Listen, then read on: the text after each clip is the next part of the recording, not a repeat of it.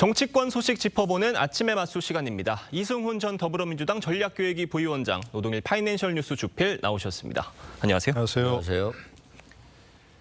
통일교의 정치인 후원 의혹이 여권으로 확산되면서 파장이 일파만파 커지는 모습입니다. 사의를 표명한 전재수 전 해수부 장관과 정동연 통일부 장관 목소리 들어보겠습니다.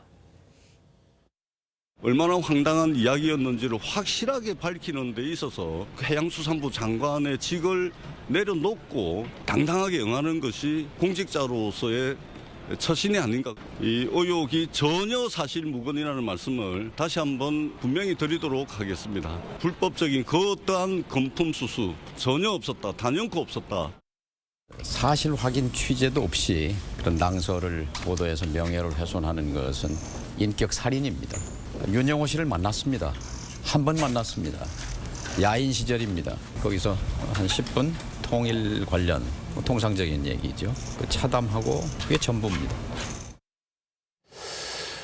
통일교 의혹에 대해서 사실무근이고 전재수 장관 얘기입니다. 사실무근이고 불법적인 금품 수수는 없었다라면서도 장관직을 내려놨습니다. 사실무근인데 장관직을 내려놨어요. 이유가 뭐라고 보세요?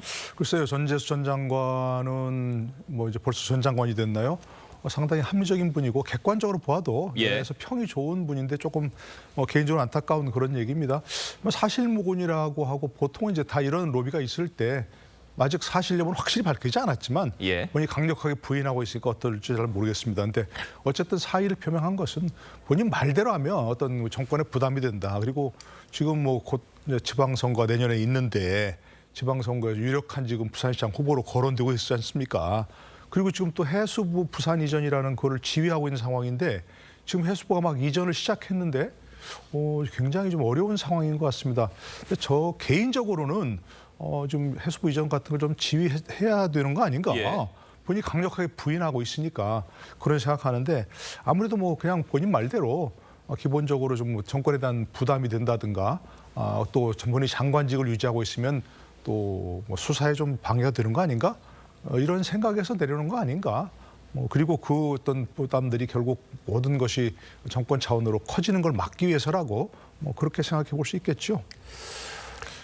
전 장관이 사의를 표명을 하면서 기자회견에서 얘기한 건 아니지만 보도를 통해서 알려진 게 이재명 대통령과 논의를 한 건 아니다 이렇게 얘기를 했거든요. 정말 이재명 대통령과 아무런 논의가 없이 사의를 표명한 거라고 보세요? 제가 봤을 때는 이렇게 신속하게 뉴욕에서 도착하자마자 사의를 표명했잖아요. 이건 대통령 측에 대통령실에 사의 표명을 했을 거라고 보고 어떤 상의보다는 본인의 의지를 강하게 표현한 것 같습니다. 어떤 식으로든 의견 전달은 있었을 것이다. 그렇겠죠. 그리고 또 면직안을 바로 제기했고요. 전재수 전 장관이 실은 북구강로 개척과 관련해서 굉장히 자부심을 가지고 열심히 준비하고 있었거든요. 또 해수부까지 이전하면서 해양수도의 중심으로 부산을 만들겠다. 그리고 부울경까지도 이걸 확장하겠다라고 하는 강한 의지를 가지고 열심히 해왔었는데 이번 사건으로 좀 부담이 된 것 같습니다. 또한 정권 차원에서도 자꾸 장관이 어떤 중요한 역할을 수행하고 있으면서 이런 논란에 휩싸이는 것 자체가 또 부담일 수도 있거든요. 그런 측면에서 공직자로서의 처신을 위해서 사의를 표명했다라고 하니까 앞으로 차라리 수사에 조금 더 적극적으로 수사를 할 수 있도록 본인 스스로가 공직자의 처신을 내려놓은 것 같아요. 그런 측면에서 좀 신속하게 수사를 해서 본인의 좀 억울함이 좀 밝혀졌으면 좋겠습니다. 근데 말씀하신 대로 해수부에서 그런 핵심 정책들을 지금 추진 중이었고 윤영호 전 본부장의 말이 그렇게 허무맹랑한 이야기라면 장관직 그대로 유지하고 있었어도 되는 게 아닌가 싶은데 내려놓은 이유가 뭐라고 보십니까? 그러니까 좀 아쉬운 부분이 있죠. 억울함을 강하게 호소하고 있기 때문에 조금 더 직을 유지하면서 그 일을 하면 어땠을까라고 생각하지만 또 어떻게 보면 언론이라는 것이 사실 확인이 되기 전에도 계속적으로 해수부 장관을 따라다닐 수 있거든요. 전재수 전 장관을. 그렇다고 한다면 자신이 정말 많은 비전과 실력을 가지고 해왔었지만 그런 언론의 견제를 받고 있을 때 그 자신의 정책을 제대로 실현할 수 있을 것인가, 또 자신이 그 자리에 있는 것이 오히려 해수부에 좋지 않은 결과를 야기할 수도 있는 것이기 때문에 여러모로 고민을 한 것 같아요. 그래서 쿨하게 내려놓고 수사받겠다. 자신의 억울함을 밝히겠다 이런 결정을 한 것으로 보여집니다. 좀 앞서 같이 들어본 정동영 장관의 입장은 좀 어떻게 들으셨습니까? 물론 사실무근이라고 부인을 하긴 했는데 이 전만은 인정을 한 것 같아요. 통일교 천정궁에 갔고 10분 동안 차담을 했다. 어떻게 들으십니까? 글쎄요, 뭐 본인은 그때 뭐 이른바 본인 얘기한 것처럼 야인 시절이었으니까 예. 현직의 어떤 뭐 중요한 역할을 하지는 않는데, 근데 통일교라는 그 입장에 통일교가 뭡니까? 통일 아닙니까? 유니피케이션이라고 얘기하는데 예. 아니, 굉장히 관심이 많은 부분이거든요. 남북 통일이라는 그런 부분 또 뭐 이른바 본인 그들 측에서는 뭐 이제 뭐 세계 통일까지 얘기하는 뭐 그런 상황이니까. 예. 그리고 또 특히 정동영 장관은 당시부터 이전부터 통일에 굉장히 관심이 많았던, 직직도 했었던 그런 분이기 때문에 뭐 통일교에서 접촉할 그리고 로비를 할 수 있을 만한 그런 대상이 분명히 한데, 당시는 야인이었기 때문에 굳이 뭐 어떤 금품을 주면서까지 로비했을 것인가? 라는 그런 뭐 좀 생각은 듭니다. 들긴 드는데 지금 이런 것들이 지금 여야 5명에 줬다. 또 사실 이 전재수 전 장관은 이름이 안 나왔었습니다. 처음에는 예. 민주당 측의 현재 여권의 유력한 뭐 장관급 2명 이렇게 나왔었는데 네. 자꾸 이름이 나오지 않습니까? 나오는데 아마 이게 또 15명이라고 하니까 또 이름이 나올 겁니다. 오늘 지금 벌써 몇 명의 이름이 나왔고 해서 이렇게 이런 게 자꾸 이렇게 조금 이렇게 보도가 되면서 파장이 커지는 것보다는 일부에서 얘기하는 것처럼 빨리 특검을 도입해서 이건 전체를 빨리 수사하고 하는 게 낫겠다 하는 생각이 듭니다. 물론 특검이 수사한다고 해서 당장 무슨 의혹이 확실히 드러나는, 실체가 드러나는 그런 건 없겠지만, 어쨌든 이와 같이 조금씩 어떤 한두 명 이름이 나오면서 자꾸 파장이 커지고 하는 것보다는 이게 지금 벌써 게이트라는 이름이 붙었지 않습니까? 예. 이런 것들은 한번 두기 터지기 시작하면 누구도 막을 수 없는 거거든요. 그러니까 여권에서도 빨리 여야가 합의해서 뭐 특검으로 지금 이거 사람을 빨리 정리하는 게 낫지 않을까, 저는 그렇게 생각합니다. 그러니까 정동영 장관이 윤영호 전 본부장을 만나서 통상적인 통일 얘기를 했다라고도 얘기를 했는데, 그러니까 통상적인 통일 얘기를 하려고 천정궁에 있는 카페에 가서 차담을 했다? 납득이 안 된다는 얘기들도 있습니다. 어떻게 들으세요? 근데 이제 정동영 의원의 말을 들어보면 예. 통일궁에 여러 명이 같이 갔고 우연히 가게 된 것이고, 그리고 차담은 3명이 같이 했다는 거예요. 원래 이제 뇌물이 전달되는 경우에는 혼자서 가서 좀 한학자를 면담하고 그리고 돈을 받는 구조인 것인데 다 같이 갔다라고 하는 측면이고요. 그러니까 통일교 관계자가 한 분 그 자리에 더 있었단 말씀이시잖아요. 그렇죠. 예.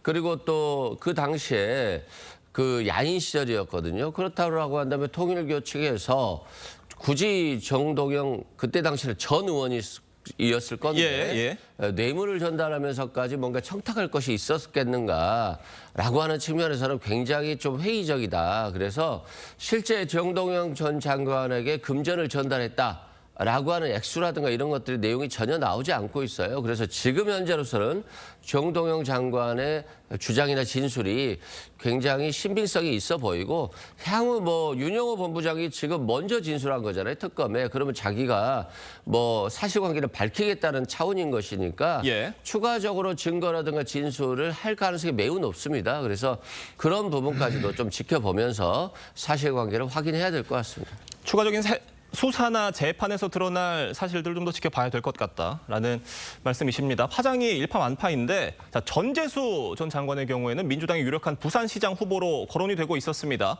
자, 민주당 험지죠. 부산에서 3선을 지낸 의원이기도 한데 사실상 출마가 어려워진 거 아니냐, 이런 관측도 지금 나오고 있고요. 이게 부산 선거판뿐만이 아니라 PK 선거판 전체에도 영향을 주는 게 아니냐, 이런 민주당 내 우려도 있는 것 같습니다. 그렇죠. 그게 이제 전재수 지금 전 해수부 장관하고 저도 이제 여러분들과 사람들과 만나서 예. 얘기를 해보면 북극 항로라든가 부산에 대한 애정이 굉장히 커요. 그래서 그만큼 열정적으로 일을 해왔기 때문에 부산 시민들이 전재수 전 장관을 굉장히 좋아했을 것 같아요. 그리고 또 험지라고 하는 부산에서 3선을 연속했기 때문에 그만큼 인기가 높았고, 그래서 실은 부산시장 후보로서의 강력한 후보가 됐을 것으로 보여집니다. 다만 이번 사건이 좀 타격은 될 것 같아요. 또한 이 수사라고 하는 것이 금방 수사해서 금방 끝나서 무혐의가 확정되는 것이 결코 쉽지 않거든요. 뭐 국가수사본부에서 수사를 하든 또 뭐 여러 가지 특검을 하든 굉장히 시간이 걸릴 수밖에 없는 상황이어서 좀 어려운 부분이 있습니다만, 또 지금 윤영호 전 본부장이 진술한 거니까 이 수사가 또 빨리 돼서 무혐의가 오히려 된다라고 한다면 또 다른 좀 탄력을 받을 수도 있다는 측면에서 아직까지는 안개 속에 있는 것이 아닌가 이런 생각이 듭니다. 전재수 전 장관으로서는 예상치 못한 상황이었을 것으로 보이는데 부산시장 선거 내년에 어떻게 될 것으로 예상하세요? 부산시장 선거는 굉장히 큰 타격을 받겠죠. 특히 예. 민주당으로서는. 예. 지금 이제 전재수 전 장관이 지금 부산 지역의 유일한 여권 의원이거든요. 여당 의원이지 않습니까? 거기다가 지금 얘기하신 대로 굉장히 부산에 기대가 큰 그런 북구 항로를 주도하고 전략을 주도하고 있었기 때문에 예. 굉장히 큰 데인데 오히려 어떻게 보면 만약에 빠른 시간 내에 어떤 그 본인 말대로 이게 뭐 허위다, 뭐 무고다 이런 식의 그 어떤 그 혐의가 벗어진다면 오히려 또 좀 힘을 받을 수 있는 오히려 기회가 될 수도 있다. 그렇죠. 예. 그럴 될 텐데 뭐 6개월 내에 그런 확실한 또 혐의가 벗어지는 또 수사 결과가 나오긴 어려운 상황이거든요. 그리고 또 부산이라는 게 이게뿐만이 아니라 그 부산 경남 지역, PK 지역 또 나아가서 전국 전체의 어떤 그 구도가 흔들릴 수 있는 그런 상황이 되거든요.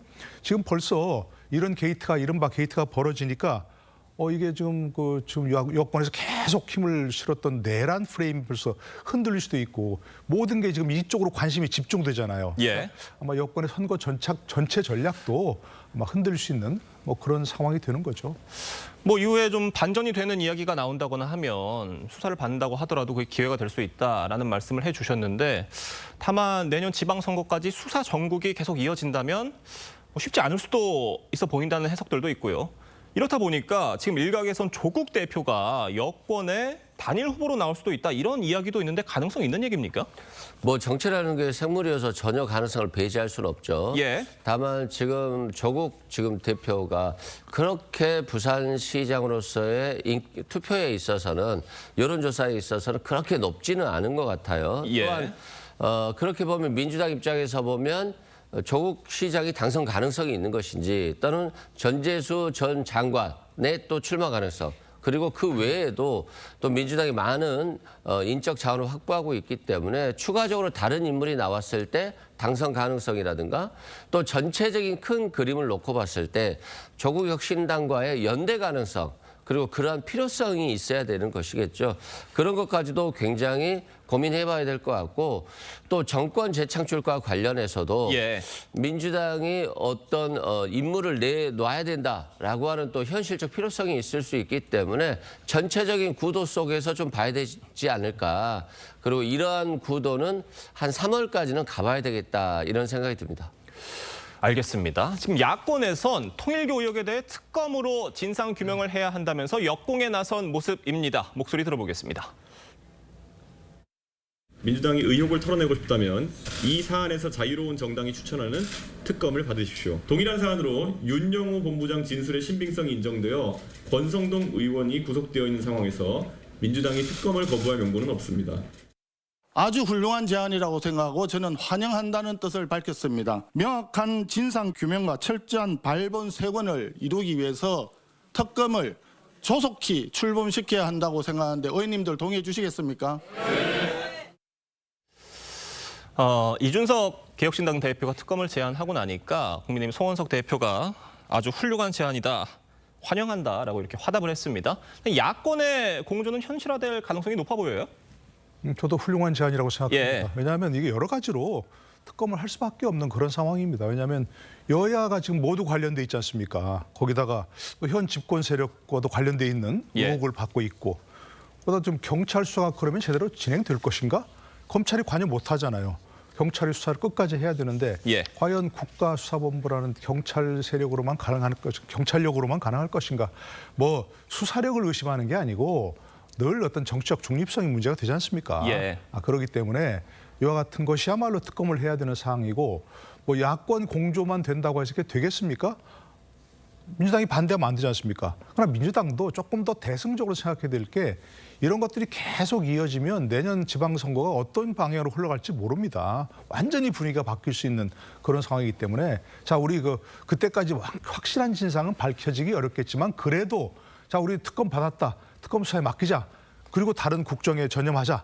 이렇게 할 수 있는 명분은 되거든요. 예. 그러니까 이게 힘만으로 숫자만으로 되는 게 아니고 해석할 게 아니고 어떤 계산할 게 아니고 기본적으로 이거는 여론이 굉장히 중요하다. 그런데 만약 민주당이 이건 특검 못하겠다고 미적되면 뭔가 이게 좀 구린 게 있나? 하고 의심할 수밖에 없는 상황이거든요. 예. 그렇기 때문에 빠른 속도로 민주당도 특검을 받는 게 우리 정치적으로 정무적으로 좋은 방향이다 이렇게 생각합니다. 그러니까 특검이 출범을 하려면 야권의 공조보다도 중요한 건 지금 여권의 입장일 것이다라는 말씀이셨습니다. 지금 민주당 내 기류는 어떻습니까?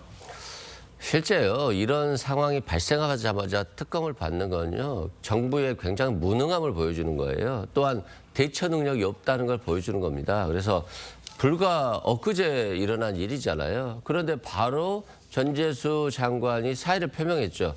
그리고 수사 받겠다라고 했고 예. 대통령도 여야를 가리지 않고 철저하게 수사라고 했잖아요. 그렇다라고 한다면 수사가 어려울 게 없습니다. 또한 수사를 거부할 경우 특검을 해야 되는데 국가수사본부에서 바로 윤영호 전 본부장을 접견을 했어요. 예. 그래서 내용을 들어봤습니다. 이 사건은 대부분 다 관련자들에 대한 뭐 정치자금 수수 의혹과 관련해서 다 오래전의 얘기예요. 그러면 지금 핸드폰을 압수수색한다거나 천지연국을 압수수색한다 할지라도 관련 자료가 안 나올 가능성이 높거든요. 그러면 통일교나 윤영호 전 법무장이 적극적으로 협조를 해줘야 됩니다. 그렇지 않으면 이 수사는 되지 않아요. 그렇다고 한다면 지금 국가수사본부가 직접 접견을 했기 때문에 이 윤영호 전 법무장과 통일교가 얼마나 적극적으로 수사에 협조할 것인가 그리고 어떠한 진술을 할 것인가를 충분히 들어보고 이 수사가 국수본에서 진행하는 것이 맞고요. 만약에 그런데 정말로 야당의 주장처럼 정권이 수사를 안 한다. 그러면 이제 그때 특검으로 가는 게 맞습니다. 그래서 지금은 오히려 특검으로 가는 경우에는 시간이 더 오래 끌 수 있기 때문에 예. 국수본에서 적극적으로 좀 수사를 해서 이재명 정부는 어떠한 문제에 대해서 그냥 넘어가지 않고 확실하게 수사한다라고 하는 모습들을 보여주는 것들이 또 정권이 오히려 이 위기를 더 탈출해서 더 좋은 국민의 반응을 받을 수 있다는 측면에서 국가수사본부가 철저하게 수사해야 된다라고 말씀드립니다. 알겠습니다. 자, 다음 소식 짚어보겠습니다. 이른바 마이크 차단 사태 이후 이틀 만에 국회 본회의가 열렸습니다. 국민의힘은 8대 악법 통과 저지를 위한 무제한 토론에 나섰는데요. 우원식 의장과 야당 사이엔 또다시 신경전이 벌어지기도 했습니다. 그 모습 보겠습니다.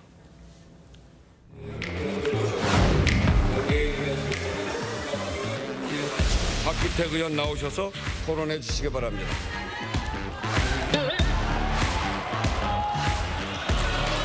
그렇죠. 이렇게 서로 인사하는 것이 국회를 존중하는 것이고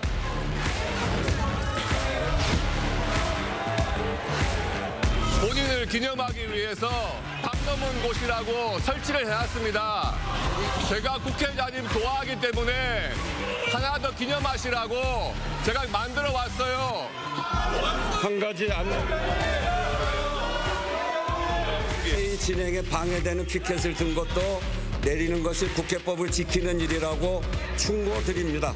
하시고 싶으면 하시고 하시기 싫으면 마시고. 백 의원님, 이 안건하고 전혀 관계없는 이야기여서 안건으로 들어가시죠.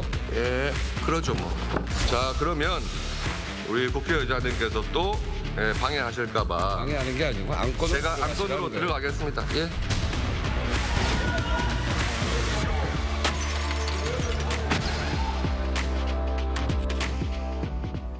국민의힘 곽교택 의원이 아주 보란 듯이 국회의장에게 인사를 90도로 꾸벅 길게 했습니다. 그러자 국회의장이 그렇지 이렇게 인사를 해야 된다라면서 밝은 표정을 지었는데 앞거는 그 다음이었어요.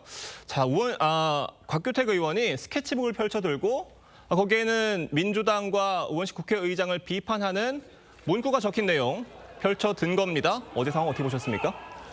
좀 재밌다고 해야 되나요? 뭐 어쨌든 예. 어쨌든 뭐 저런 것이 국회에서의 그 본 모습이라고 생각하지는 않고요. 그 미국 상원에서 필리버스터는 기본적으로 한 사람이 시간을 끌면서 의안 처리를 방해하는 겁니다. 결국 무산시키는 건데 우리나라는 필리버스터라고 자꾸 저기도 이렇게 적혀 있는데 필리버스터가 아니고 무제한 토론입니다. 무제한 토론. 예. 토론하라는 겁니다. 토론은 여야 찬성 반대 의견이 함께 나오는 게 토론 아니겠습니까? 저렇게 일방적으로 뭐 찬성 또는 반대 의견만 나오는 것은 토론이 아닙니다. 그러니까 그걸 좀 국회의원들이 좀 알아주셨으면 좋겠고 우리나라 국회법은 무제한 토론에서 굉장히 잘 돼 있습니다. 토론을 보장하면서도 결국 의안 처리가 무산되지 않도록 여러 가지 장치를 하고 있는데 무제한 토론 중에 하나가 우리나라는 미국과 다른 게 하나가 미국에서는 그 상원의원 혼자서 단상을 점거하고서 뭐 요리책을 읽거나 성경책을 읽거나 해도 되거든요. 헌법 갖다 놓고 헌법 읽기도 하고. 예. 근데 우리는 의제 외의 발언은 못하게 돼 있습니다. 의제 외의 발언은. 그러니까 의제 외의 발언을 했기 때문에 물론 이제 뭐 국회의장이 좀 중단시키고 마이크를 꺼버린 것은 좀 과도한 조치라 생각은 하지만 어쨌든 국회법상 무제한 토론은 보장되지만 의제 외의 발언은 못하게 돼 있습니다. 그러니까 만약 국민의원들도 무제한 토론을 하고 싶으면 의제와 관계 있는 발언을 하면 되는 거죠. 그거 못하면 실력이 없는 거고요. 그러니까 지금 현재 첫 번째 무제한 토론 신청했던 게 뭐 가맹사업법이라고 하죠. 가맹사업법에 반대하는 의견을 그렇게 굳이 뭐 길게 할 게 뭐 있겠습니까? 그러니까 하려면 예. 제대로 된 무슨 뭐 내란 특별 재판부인가요? 그걸 만드는 그런 법에다 그 무제한 토론 신청을 해서 거기서 24시간 하든지 뭐 30시간 하든지 그렇게 하면 되는 건데 저렇게 한 것은 무제한 토론을 보장해야 되는 그런 부분에 있어서 국회법에서 스스로 정한 부분을 좀 어기는 것이다 이렇게 생각합니다. 원식 국회의장이 곽규택 의원을 향해서 안건 얘기를 해야 된다라고 얘기를 하니까 뭐 할게요라고 얘기를 하면서 스케치북을 계속 넘기면서 비판 문구들을 보여줬습니다. 자, 우원식 국회의장이 이번에는 마이크를 끄진 않았어요. 며칠 전에 한번 끄셔서 이번에 또 끄기가 부담스러우셔서 그랬는지는 모르겠습니다. 나경원 의원이 저는 굉장히 자세가 잘못됐다라고 예. 생각을 해요. 일단 국회에 올라가서 인사를 안 했잖아요, 의장에게. 예. 우원식 의원 개인에 대한 인사가 아니라 국회에 대한 존중에 대한 인사거든요. 근데 인사를 안 해버렸어요. 그리고 나서 하는 말이 가맹점 사업법에 대해서 나는 찬성하는데 다른 얘기를 하겠습니다라고 했어요. 그러면 필리버스터를 하러 나왔으면 그 법에 대한 얘기를 기본적으로 해야 되는 거예요.